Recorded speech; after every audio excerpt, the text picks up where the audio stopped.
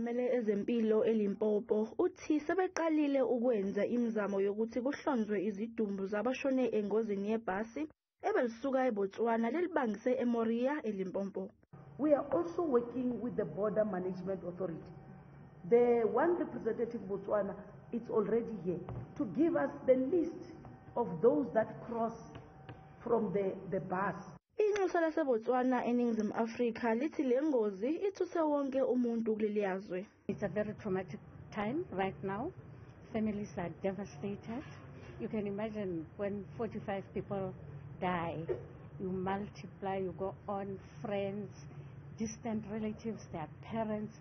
It is just a completely devastating time. Kule ngozi kusinde intombazanyana eneminyaka eyisishiyagalombili.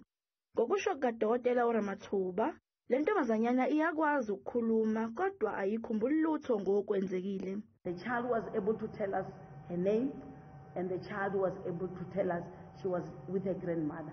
But the child, as I've said earlier on, it's not able to talk about the accident.